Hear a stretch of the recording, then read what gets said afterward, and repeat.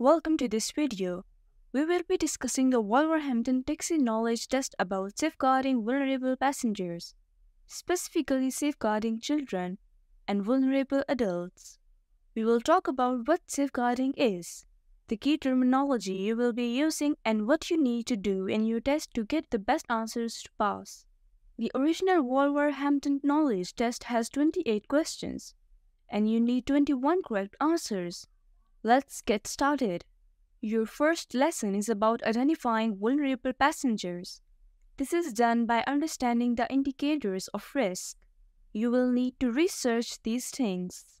Identify the source, sources of advice and ways of reporting these concerns to people, and understand the roles and responsibilities in relation to the personal safety and security of all passengers.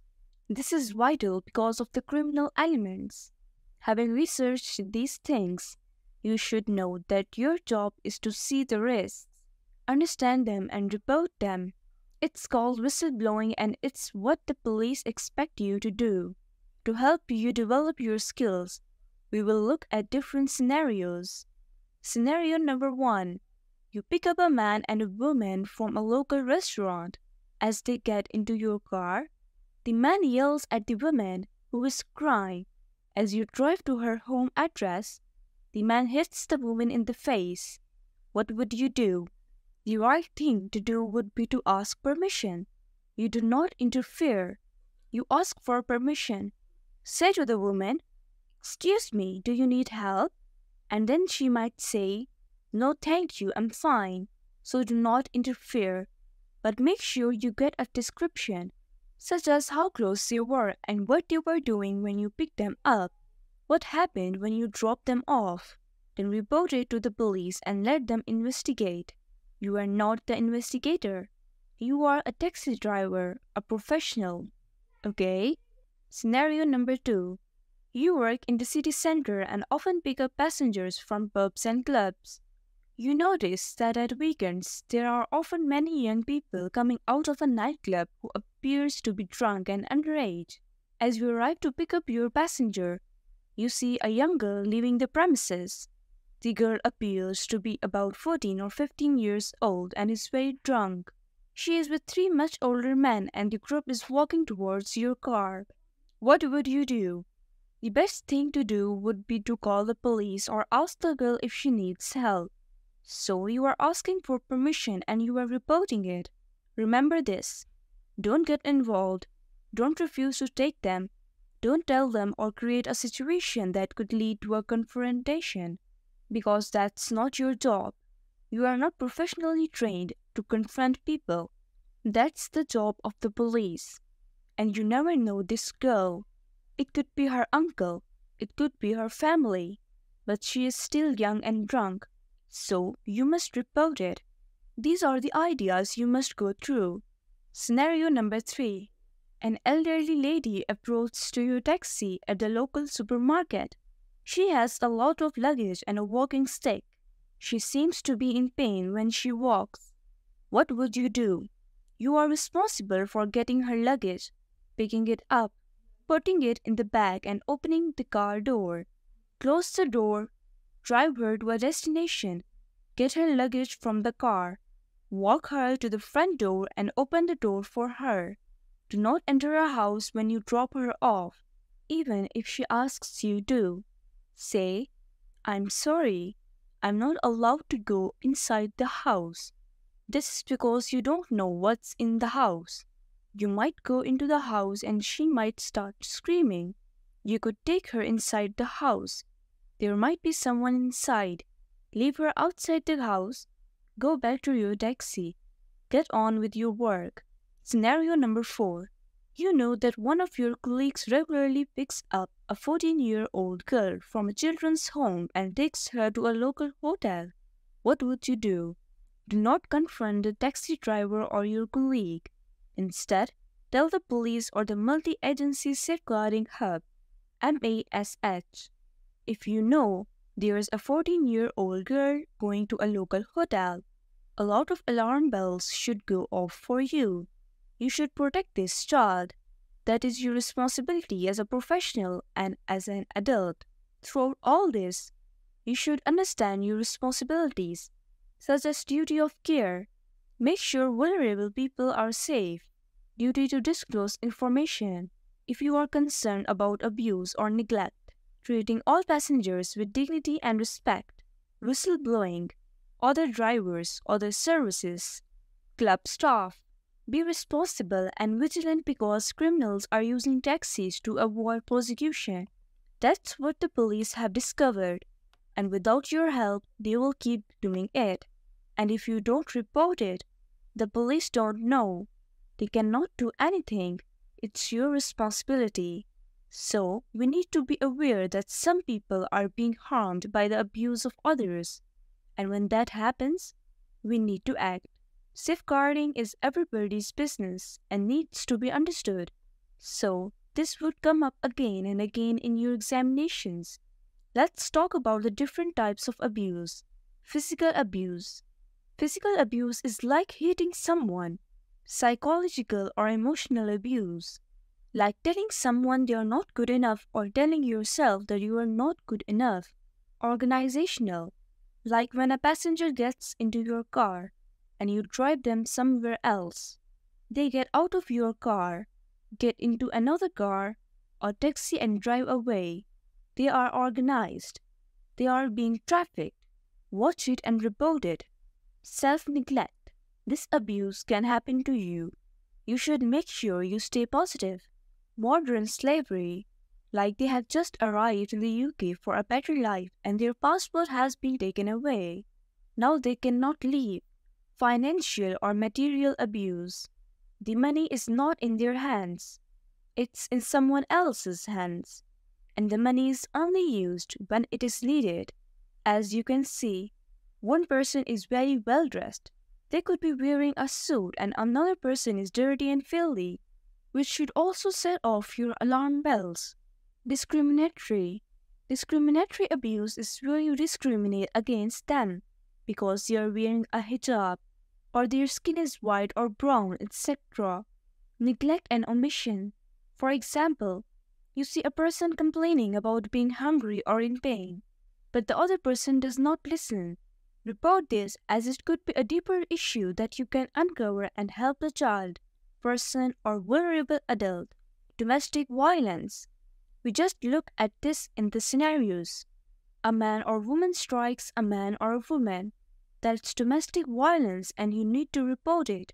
Here are some indicators that, if you see them, should raise concerns about children under 18, relationships with older men or women, concern that the young person is sexually active, disengagement from family, friends, or work, not attending school, missing from home, spending more time on social networking sites, experimenting with drugs and/or alcohol. If you smell or see drugs in your car, report it. Children with physical injuries. If a child gets into your car and has a bruise on their arm, report it. Being secretive. If they are being secretive and not talking, report it. Involved in abusive behavior. They swear or they are being racially abusive. They may just be crying out for help, and you need to report it. Unexplained mobiles or credit. These kids have 2 or 3 phones. Report this. Taking lifts in different cars. If you drop a child off in a field and they get into another car and drive away, report it. Sending or receiving inappropriate pictures. If you know they are receiving inappropriate images, report it. If you know a child should be at school but they are in your taxi, report it. These reports would be useful. How are these young people addressed? Because they are vulnerable, befriended by the perpetrator, the grooming process, where they are given food, treats, money, blackmail or threats, isolation from support. These perpetrators are identified by the following: individuals who control the adult industry, drug dealers with links to violent crime, groups of men who exploit them for their own gratification, men who supply young people to others for fornication, female offenders, other young people, These are big things you must deal with, and as a professional driver, you need to know what's going on. Now, let's look at the indicators of concerns from adults aged 18 and over.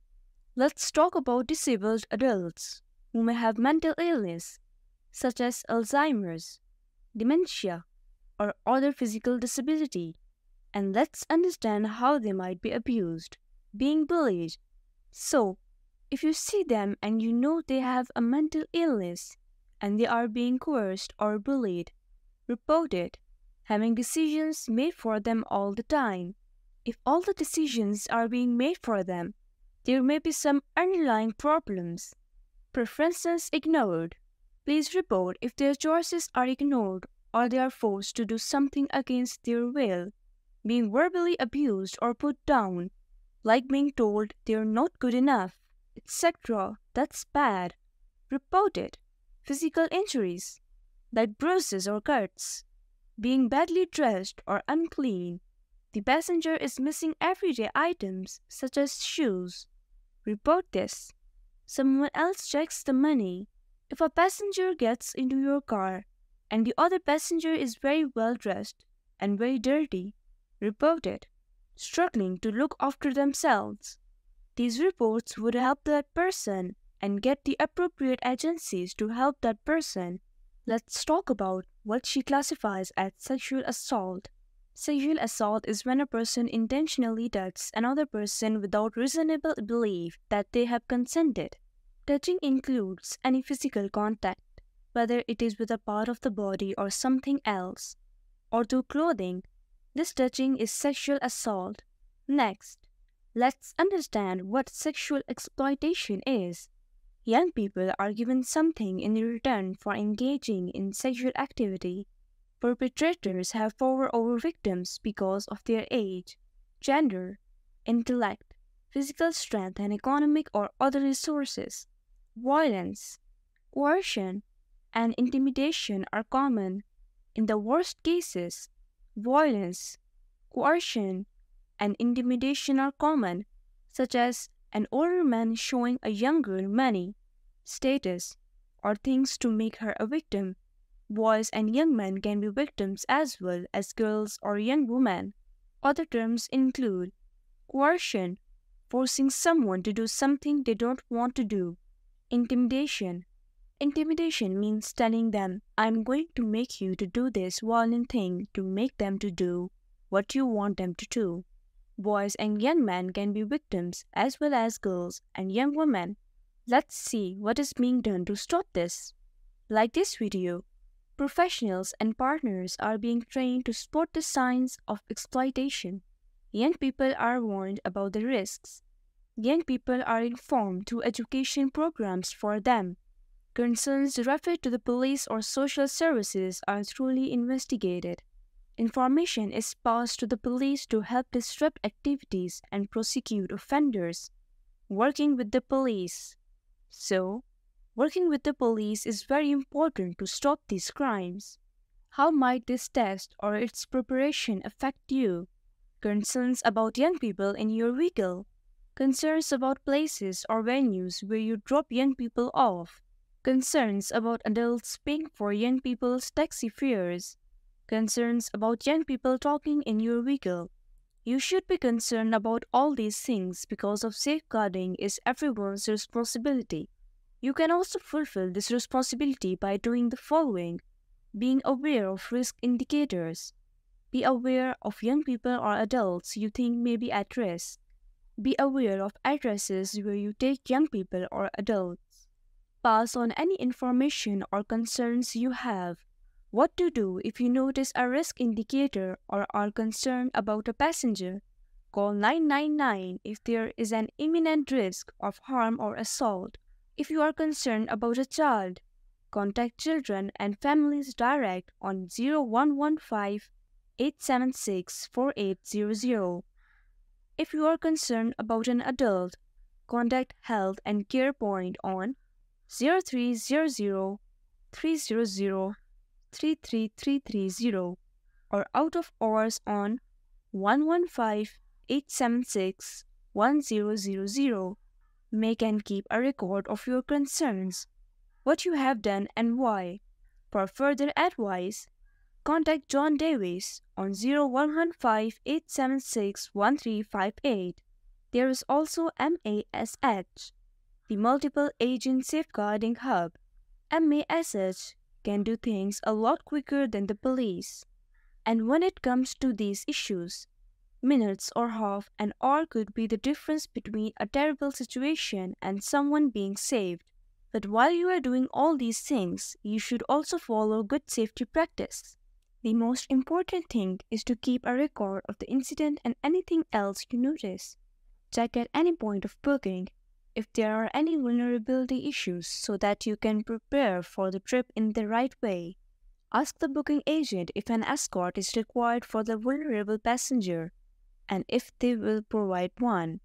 Tag your checkpoint or keep a record of the time you picked up the vulnerable passenger, the time and the place you dropped them off, and whether there were any incidents or anything significant on the journey.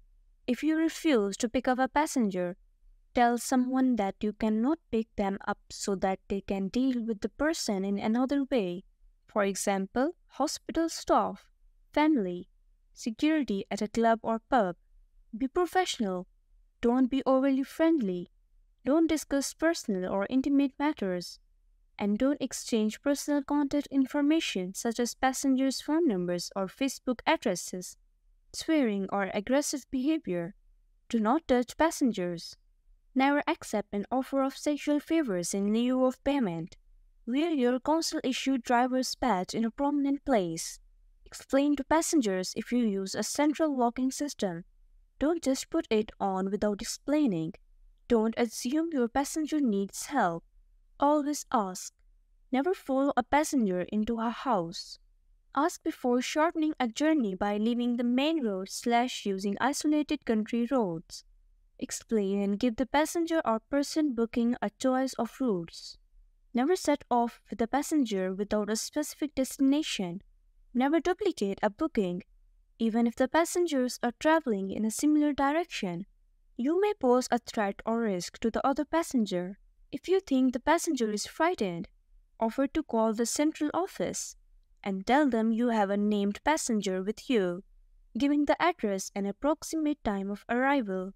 This will reassure the person that they are safe and that someone is monitoring the journey. As with all professions, if you are concerned about the behavior of another driver, report your concerns to your operator or the relevant authority. Organizations should have a senior safety officer. This person should be able to advise colleagues on how to deal with vulnerable passengers and any incidents that may arise.